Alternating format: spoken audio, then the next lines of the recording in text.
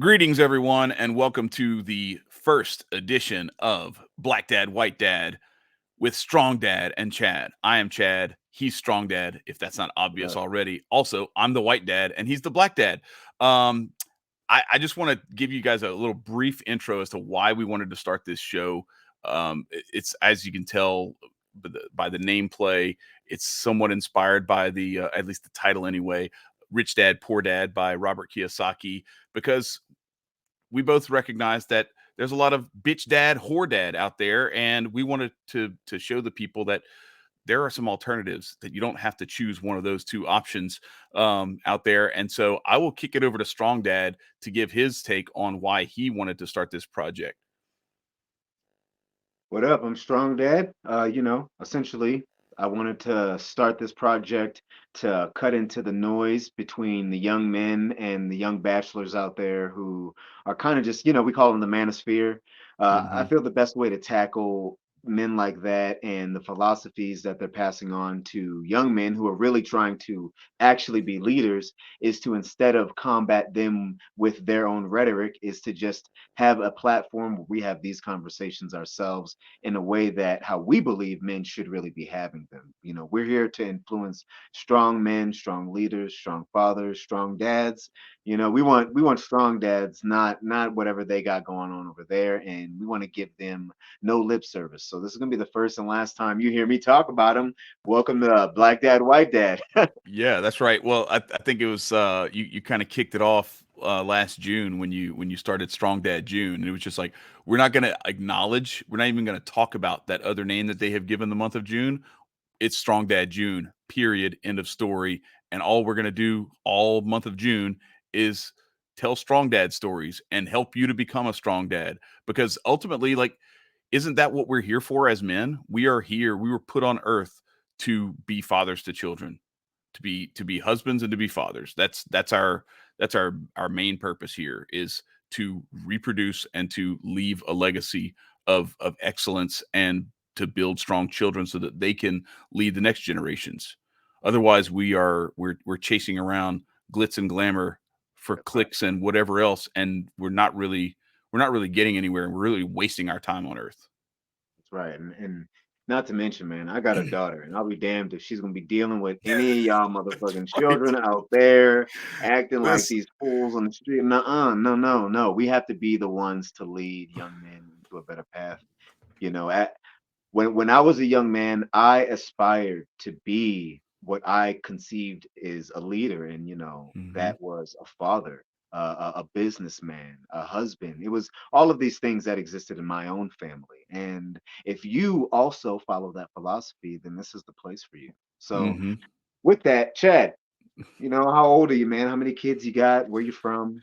And I'll be we know why you're 50. here. So, Yeah, I'll be 50 in 2 weeks. And I also, my first child is also a girl. So, like, I know that feeling too. Like, there's nothing that will open your eyes to what it means to be the right kind of man than having a daughter, because then you realize immediately, like, okay, if I'm not doing this right, then how can I possibly expect her to find the type of guy who's not going to use her, abuse her, or anything else, or leave her poor and destitute, and running around chasing kids by herself.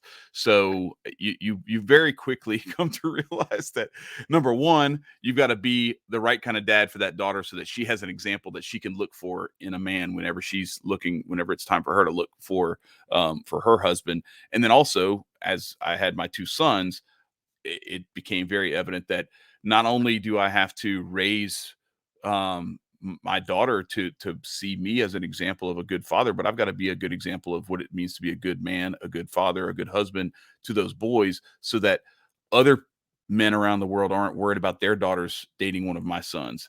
They're going to be looking for people like my sons. And so, yeah, I met my wife when I was 18 years old, and I don't know. I'm very fortunate. I got to knock on wood. Like, I'm very lucky that I found someone like her at 18 years old, because we're going on 30 years of marriage, and it's we haven't skipped a beat, and I got 3 kids now, and so yeah, that's pretty much me. I'm from Baton Rouge, Louisiana, and grew up with a little combination of country and city lifestyle. So I, have a little bit of, I've hunted, I've fished, and I've also, I've walked the city streets as well. So bring a little bit of everything to it. So how about you? Well, as you guys can tell, this is old dad, new dad. You see what I'm saying? Because I'm 36. I'm gonna be 37 this year. My daughter, she just turned 2 in August. Mm, So, she's my first. I'm the new dad on the street, young marriage in the street. So this is actually good because, we're going to be able to tackle this, from two very different ends of the spectrum as far as, hmm how to move forward. I'm from Baltimore, Maryland. I'm a military brat, so I've been everywhere. My mother was a medical corpsman. My grandfather was also a tunnel rat in Vietnam, 82nd Airborne. RIP to him. And I got my aunt. She was in the army. She didn't like her service, so she never talks about it. But big mm, military brat, come from a service family, educated family, and really it, being a good leader, an educated and well-rounded leader was enforced to all the men in our family. We led the family on the outside. Our wives, the mothers, they led the household. We led that's the right. family. So it was a really important dichotomy, and that's kind of where I come from. hmm And man, I'm just really glad to just kind of bring these two different areas together and kind of cut through all the noise. Hopefully, we can hit some great topics along the way. Uh, Yeah. I want to start this one off though with how men should be handling this new year from Mm, now until every other new year, from here until you hit the yes. grave, because I really do feel like the resolution cycle, as you were putting it in the green room, it's some you're resolving something every year, and that shouldn't actually be. Once you've made that decision, it should be purpose. It should be a perpetual decision that doesn't disappear from you. And that kind of separates, I feel, men from from people who are aspiring to be men, right? When you're aspiring to be a man, you set a lot of goals. When you are trying to be the best man, you really try to solidify a purpose and adhere to that. And the new year's, it's kind of a time where people try to create purpose in their lives, and then they let it fall to the wayside at the end of the year hmm and restart over. So I want to tackle this topic, and I just kind of want to bounce it off to you first. What are some things, for men to kind of keep this in their mind and not let it go from here until end? I mean, to me, like one of the simplest ways to build a foundation, if you haven't already, if you are in that camp of you make a New Year's resolution every year, and by February, March, you're like, oh, I'll wait until next New Year's and then I'll start something again. I think the biggest key is like if you're having trouble biting off more than you can chew, don't bite off more than you can chew. Do something every day. Whether whatever it is, do something every day. If it's something with your physical fitness, hell, do 50 push-ups, 100 push-ups every day. Something that you can do that you don't have to have a gym membership to do or anything like that. I think a lot of times people try to do way too much. They try to do 10 different things, try to become a whole new person right out of the gate, and they use the first of the year as their catalyst. The problem is it's a terrible time of year to do that. It's cold outside, it's dark outside. Everybody finds all kinds of excuses for why they can't do it today. And so you're setting yourself up for failure. So my advice first of all would be for people to do things, to set goals that you have a capability of achieving, and set yourself some intermediate goals and some stretch goals as well, so that then you aren't just limiting yourself to some really easy low hanging fruit, but you actually are challenging yourself. Right, right. Well, I was thinking, when I consider, how do I create resolutions that will, always be at the forefront of my mind so that I'm never hitting the drawing board. I like to think of an outline. So, Mm, this year, and so 2 years ago, I made an outline for my physical fitness. And I've been following that same outline since then. I haven't had to restart my fitness goals and re-hit the gym again and, discover new discipline again. I made an outline and I stuck with it. And so this year, my wife and I, we decided we were going to make an outline based on our 5-year projections, which, as we were talking about in the green room, it's kind of good to go over your 5-year plans every year because a lot Mhm. changes in a year. 2 years ago we were talking about the home buying process and what we were going to do there, and now we're not doing that. Now we're going to do land. Now we're Mm. considering land and building rather than going through the home buying. So a lot of things change, and it's really just based on where you are in life. So reevaluating these plans, these 5-year plans every year, Mhm. sharpening them up is an important thing. And so for me, our household, the Strong Dad household, we decided we break it down into health, family dynamic, finance, friendship, and education.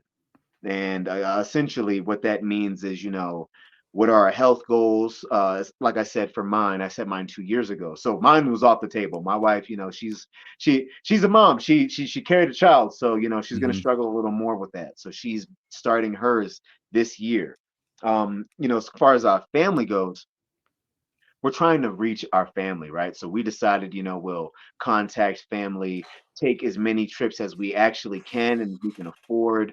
We do family Zooms. We organize events with our extended family, and in order to solidify a bond that I feel, a lot of people, they're not thinking about it dissipating as the years progress, but it is just with the way the world is becoming. When we saw the pandemic, we saw a lot of families just fall apart just because Mhm. they had spent so much time away from each other, they got close and they hated each other, right? Yep. So, we really believe in improving the family dynamic. Plus, when the apocalypse comes, do you want to be with people you can't stand? You know what I'm saying? Right, right, right, right. So, so yeah, so that, and then as far as finance, we did a finance projection for our family business, and my wife, she wants me to have more friends, so we've been, going out and meeting people. She wants me to have some more physical friends to hang out with, even though I'm trying to tell her I don't need any more friends. I just need the gym. But so, Chad, I guess I just want to know, what do you think about that as far as outlining your future properly? Yeah. How do you go about that with your family? Because you've been on this earth for half a century, so Mhm. you've been Yeah, doing it for a so, minute. a lot of winging it in there, I'm not gonna lie, like, there's a lot of this stuff that there's not a clear blueprint because every child is different, and how you have to respond to what they bring to you is not necessarily gonna be, cookie cutter from one to the other, but I think it's very important to, and I'm glad you brought that up, the outline, because the other thing I was thinking of when you asked the question, but I moved on and kind of handed it back to you was like organization, like organizing your space. Like one of the things that I do typically is I will, because over the course of the year things will build up and you'll end up with some loose ends untied and everything. I try to make sure that as I'm going through that period of time where it's a little colder outside, you're not going outside quite as much. You have some time indoors, your office space, anywhere where you're actually doing, where you would be sitting down and putting pen to paper to make this outline or something like that, that space has to be immaculate, has to be organized in a way that you have access to the things that you need so that you can go through your financial plan. Like where are all your documentation for these things? So like keeping your spaces organized and it really helps you to keep your thoughts organized. And when you keep your thoughts organized, you're able to go about your plan for whatever it is, your 5-year plan, your 10-year plan, or even just the plan that you have for the first quarter of this year, because those things come down to a lot of different things: your home life, your business life, your relationships that you have, and then like I have about 10 different side hustles that I've got going on at any given time, and keeping all of those things organized at the same time while trying to keep the things that really butter the bread, my main job, like that stuff, it becomes really challenging if you aren't organized in your approach. But if you are, if you keep, and I'm old. I actually do some very simple things. I just write stuff down on little pieces of paper. I have index cards, and so I'll just start an index card every day or every week, depending on what it is. And I'll just like the main things that I need to get done that week. I just have them on there. That way, it's always with me. I'm always reminded of it. I have an electronic version as well, but that little piece of paper is a really helpful tool for me as an old man who likes to have a physical copy of everything, to just go through to make sure that I take care of the main things first, and then if there's anything that falls by the wayside and then I have to put off until tomorrow, it's some stuff that is lower on the priority list. And so I organize things by priority, and it's just a very simple system. I have a little dash next to each item, and it becomes a plus when it's completed. Done. It's very easy to Yeah. look at. So anyway, that's how I handle all this stuff. But that's how I keep up with stuff throughout the year. So I'm not waiting until November 1st to get started. The only thing I'll do there is I'll clean stuff out and get rid of stuff at the end of the year so that I'm starting off the year fresh. But otherwise, like that little system stays with me year in, year out. Hey, listen, you might be older than me, but I am heavily influenced by the younger Mhm. generation. Everything is analog for me. If Mm, if it's not, and if I haven't written it down, I'm less likely to remember it. I can't that's take true. notes on my cell phone, and Hmm. yeah, I got journals. I do journal. It's all handwriting. So Yeah. I completely understand, storing it in memory that way. So listen, I wanted to move into just one serious topic so Hmm. that people kind of understand where our heads at when it comes to this channel, when it comes to us being here. And we're just gonna label it combating the shift, right? Yeah. Right now, the world is this is our time, right? This is our time to experience these things. You're old enough that you've been through at least three of these types of times. The And cycles. Yeah. Yep. yeah, and you've been varying ages throughout these times. This is I consider this, the first for my time. Just kind of the way the world is, and I guess not to be vague, we're talking about uh, how war is affecting us, how immigration is affecting us, and I'm talking about as fathers, as Hmm. people leading families, right? How war affects fathers, people leading families, how immigration affects families, how new policies affects families, how this election cycle affects families, how senseless violence is affecting families, and how we're going to attack this, essentially how we're going to fight back against this entire thing rather than doing what seemingly everybody else is doing, which is just complaining about the existence of the problem. We get it. It's here. We understand. They're doing this and they're grooming this and they're trafficking that and they're selling this, and we get it. There's enough people saying what's happening. What Hmm. are we doing? And so, I'm gonna push it to you first, and what are three things that you feel are paramount to moving forward from now until the next shift that we're going to encounter as a parent and and a husband also too, most importantly, as a leader of a family unit.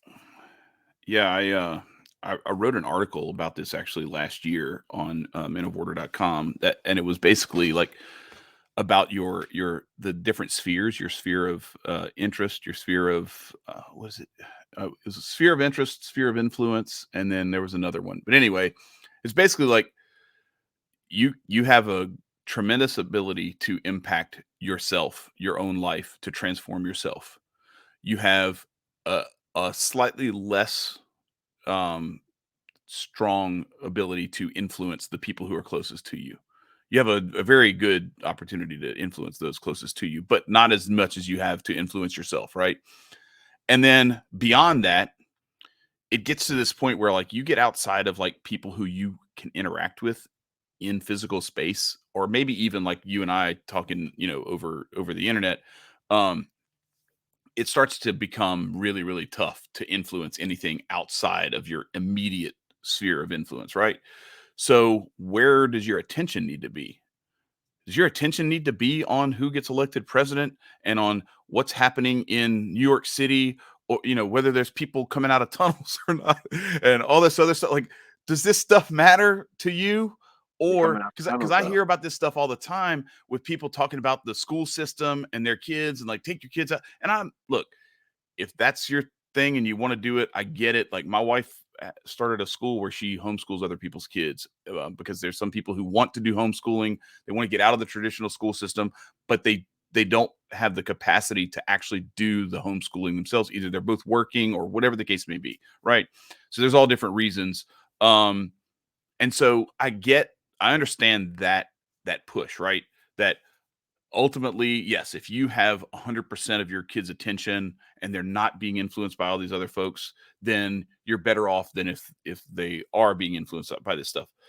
But I have my wife and I both have taken this stance of if we are being engaged and involved enough in our kids' lives when they're home and involved with like communicating with their teachers, communicating with the parents of the kids who go to school with them and all those other things, I don't have to I'm not even joking. I'm not worried at all about what my kids are being exposed to at school. You know why? Because when they come home, they tell me, "Dad, look at this bullshit that they tried to show us." So they're not being influenced by it. They're clowning it. They're bringing it home to me and showing me like, "Look at this." And then this is what I told this is what I told the teacher and I pushed back on that. You know what I mean? It's all about how you set your children up to respond to that stuff because ultimately you can try to shelter your kids and you can try to shelter yourself from as much stuff as you can, but you're going to be exposed to it at some point one way or another.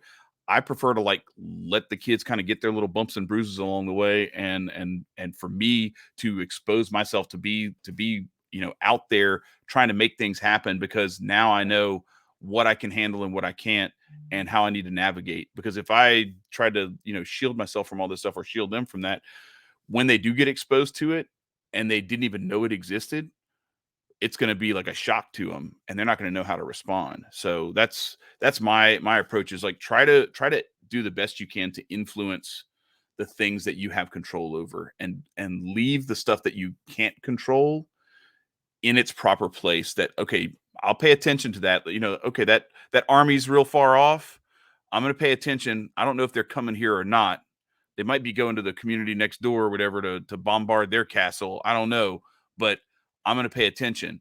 As they get closer and you start to see like, oh, they're a real threat. Now they become not just a sphere of interest, they become a part of your sphere of influence. Now you're going to try to prepare yourself to combat that.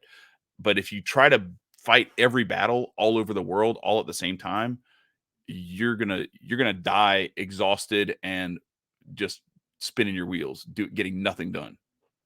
That's right. That's right. You know, I wholeheartedly agree. I don't think the best way to combat all this stuff is to go on a crusade against it. Now, I mean, if you're, a single guy, you don't have plans for any type of, family. You just want to be single and kind of live this bachelor life. There's plenty of men. We need men like that in this world just as much as we need fathers, right? Just as much as we need, leaders in that capacity. So if you're that person, then that is on you. But when it comes to, protecting your family, it really is. It's bringing the circle in closer to the things Hmm. that you can actually directly get your hands on or Hmm. communicate with, like you said. For us, since we're a young family, right? Before we wanted to have a child, I wanted to have a business, and with the help of my wife, we started our own business. And so I'm a painter. I own my own painting business, so I have more time to be home. And Hmm. because I have more time to be home, we're going to homeschool. My wife is Right. stay at home. I am here. I prescribe my own days, my own work week. Sometimes I get a week off if I need it. So, as a former homeschool student, we're going Hmm. to homeschool our daughter, and she's going to be starting preschool this year. My wife is getting her room set up, her school nook.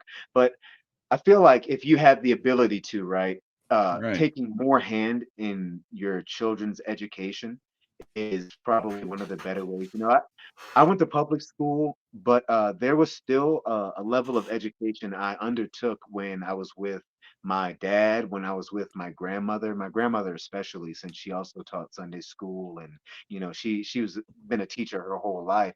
So that's really an integral part for me for freedom. Mhm. Right. Education, having a direct hand in education, because it allows for your children to, like you said, like how your kids react to things. I was the same way. I would tell my mom or my dad, I'd be like, you see this, granted, I did Right. eventually become one of those bad guys out there when I got older, but these are decisions you make for yourself. i can Mhm. i can say now that my parents, the only thing they could have done to perhaps lead me or prevent me from being an ex-convict, right, would be to be a former ex-convict themselves, right? Mhm. That's really it. They are straight edge. They don't have that experience. So I didn't listen to them. Mhm. So it was a lot harder for me to vibe with that. And that's also why I'm able to reach other young men, right? Because I've been through things that they're going through that their parents don't know anything about. So, you Right. know, education is a big part of freedom from that perspective. Really, to be honest, if we're going to say that we're against all of these things that are happening, that affect our families minuscule in a minuscule way or in like in a macro way, if we're going to say we're really against all of these things, the best thing I believe is to become the lighthouse There you go. in your family, then your community, and then project if you have the ability or don't. Mhm. We're here and we're doing this to project, right? To reach people and help them kind of bring focus on what's more important. Like you said, elections are not important. To Mhm. who's you don't matter. First of all, let's just you don't matter, right? You don't Not to matter. them, that's for sure. Like, it's You don't matter. You're one in a billion. You're a particle. You're a particle in a sea of particles that exist on a floating sea of particles. You're not. Mhm.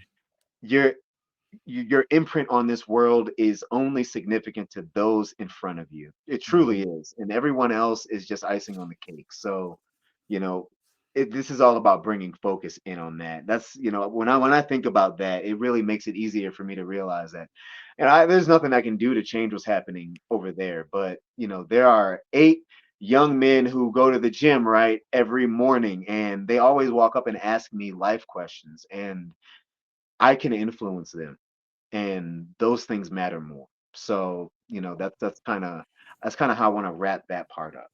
Yeah, Uh, it's certainly and the other thing is too, like, I think it's easier in a passive sort of way to so there's a difference between simple and easy, complex and difficult, right? So, it's much more simple to just deal with the people who are right in front of you, to not step over the person who might need your help at the gym so that you can, tweet for the gram or do whatever it is that you're gonna do. I just mixed two. So that shows how old I am. Tweet for Tweet the for the gram. gram, Yeah, I bro. know, right, right. Yeah, I know. I sound like Are Bill you Belichick. recording this on I sound like MySpace? Bill Belichick. InstaChat and Snapbook. Mm. But but anyway, you get what I'm saying. It's so much easier for people to ignore, and you see it all the time where like somebody's getting their ass beat and people are sitting there and they're just holding up their phone. Like, you're not trying to help them. You're not trying to stop it. You're just gonna video it and then that's it. Like then you're gonna go about your merry way. Um, it's simpler, but a lot of times it's not as easy for people. Like that becomes complicated for them, right? That Right. becomes difficult. But it's way easier for people to just go on Facebook, go on Twitter, and bitch about stuff instead of actually doing the work that's necessary in their own everyday lives. And that's the other thing too. So like for me as a Christian who looks at the world through the lens that I think a lot of Christians have tainted even the view of what that should mean. Unfortunately, there are far too many people who they think that the world would be a better place if everybody else changed. And I'm trying to remind myself every morning when I get up and pray that nothing's going to change until I change. because if I don't change and I think I have the right idea and I'm trying to do the right things, but I still don't change, then how can I expect the world to change if the world doesn't even if I have recognized that the world is broken, how can a broken world change for the to the way that I want it to be changed if I, who don't think I'm broken, can't change? So what I first do is I recognize I am broken. I need to change. I have a whole lot of stuff that I still have to work on every single day, and I have to keep going back to the grindstone and doing some of the same things, making up for the same mistakes because we all you have proclivities, right? We all have these little things that we continue to fail at on a routine basis, and it's not about like beating yourself up about that. It's about recognizing like, okay, I still have work to do. Let me keep at it. But I think that's one of the big problems is that we want to we think that there's an easy light switch that we can just flip where we can just turn the whole world good by electing somebody or looking for some sort of external influencer who's going to fix everything for us. And the reality of the matter is if each one of us just looked in ourselves and made the transformation that we need to make in ourselves, eh, the rest of that stuff would take care of itself. Facts. And get your ass in the gym. There you go. There you go. Too many fat dads out here, man. For real though, think about this. Think about it. If some shit happens, do you want to rely on the next jack dude to protect your family because you're too fat and unhealthy to do it yourself? That's just a Mm. sidebar for me. I'm against fat dads. And if you're a fat dad trying to not be a fat dad, I'm not against you. You're doing a good job. But if you are staying a fat dad, you got a problem. You know what I'm saying? You're supposed to increase your years on this earth for the benefit of your family.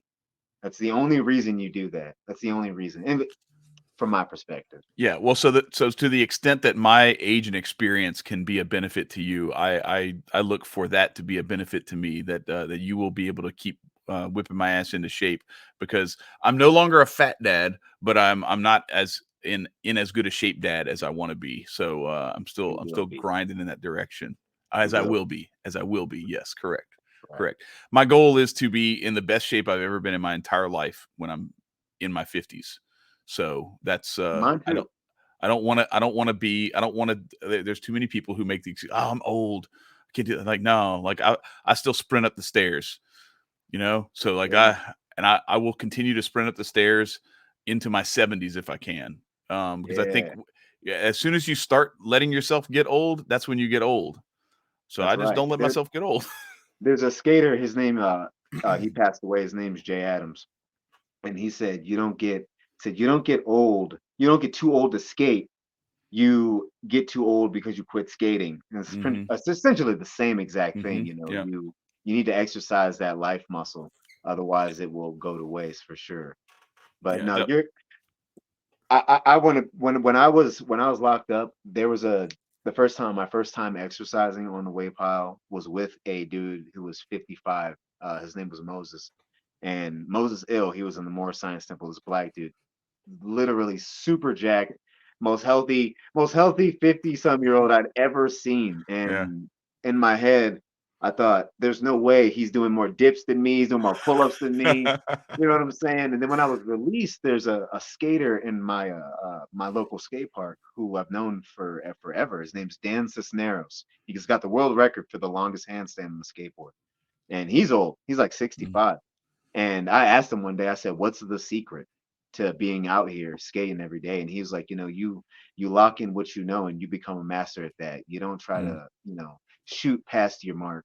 And Mm. you get good at the lines. And the line is essentially, your that life muscle. You get good Mhm. at working that over and over and over and over until it becomes second nature. You don't shoot until you reach. So that was one of those things What's I that learned. old Bruce Lee quote? He said, "Don't fear a man who has practiced 10,000 kicks one time. Fear the Yeah, man who's practiced one kick 10,000 times." exactly, exactly. So yeah, That's that's right, it's very exactly. true. Well, Yeah. yeah, man. I think that this was a good way to start this. Obviously, when we come back, you know, I really want to break this down into some more in-depth topics to kind of give us just like singular things to really expound Hmm. upon. Hmm. I'm glad you guys sat down for this. If you're still here, much love. Hit the subscribe button, maybe. You know what I'm saying? You know, that's the first time I've ever said that in the entire time I've had my YouTube. I've never said hit the subscribe button because I've always felt corny saying it. But Yeah. hit that subscribe button. Yeah. Well, and I would recommend too, like, if you know somebody who needs to see this, share it with them, and let them see it, spread the word, because I think the more people we get kind of joining this phalanx of dudes who want to get it right, who want to be the best they can be, the more there is a chance that maybe we won't have to have something like this in the next 2 or 3 generations. When Yeah. I don't know, I feel really bad. Like, they called the World War II generation the greatest generation, but I don't know, something got lost in the sauce, because we ended up with the softest, moistest generation that there could be. Like, holy cow, like, I don't even know, Yeah. I I, don't even recognize what teenage boys are. I mean, thank God for my boys that they turned out the way that they did, because they're both jacked, and they're both like, they're athletes. They play basketball. They're like in the gym all the time. They were in the gym at 6 o'clock yesterday morning. So it's a thing. But there's a lot of, I mean, it's so easy to be soft and to be weak, because the whole world is delivered to you, either through Uber Eats or yeah. through Uber itself or whatever. Like, you don't have to Yeah. do anything anymore, except Right. that there's going to come a time where you're going to have to do something, and you're not going to be prepared to do it. So I'm I'm you willing to better say that those steel your weak times resolve. created weaker men. Yeah. Because think about it, the last weak times we had, all those weak dudes were all, techies that made it easier for you to be Yeah. slaves to Yeah. to the cell phone. Yeah. So I don't know what happened to my I'm sorry, I apologize for millennials. Mm. I was incarcerated during the pacification of millennial men. So when I was released, I was confused at how sensitive people were. I was like, this doesn't Yeah. make any sense to me. You know what I'm saying? I was living in the 80s essentially for five and Right. a half years. So I don't even understand why it is the way it is now, truly. But I Hmm. do know that we need more strong men out there, and just we need more men who are ready to step up to their masculine frame, and they don't have to juxtapose their masculinity to women to define it. They use their masculinity as a way to define their masculinity. They say, Yeah. this is me as a man, providing, becoming, leading. This is the justification for my masculinity, not what we're seeing now, where it's the juxtaposition to beta men, or to women, or God Mhm. forbid, talking to stupid women to prove that you're a smart man, because that's Right. the new thing. Yeah. So Yeah. let's stray Well, from that. yeah, and so one of these topics that we'll have to get into is going to be like the patriarchy matriarchy combo that I think has gotten like, there's been this, again, we go back to false dichotomies. How we started the show was talking about how false dichotomies are presented to us, and one of those is patriarchy versus matriarchy, and it's like, no, it's both. And Yeah, like, the patriarchy survived with the matriarchy hand in hand with it, and vice versa. right. It's And called the it's way that called the that king and happens queen is, people. what's that? I said it's called a king and queen A people. king and queen, right? It's Like, like I we mean, forgot the that women, existed. the women cultivated the generations of the people, including the boys who would become men.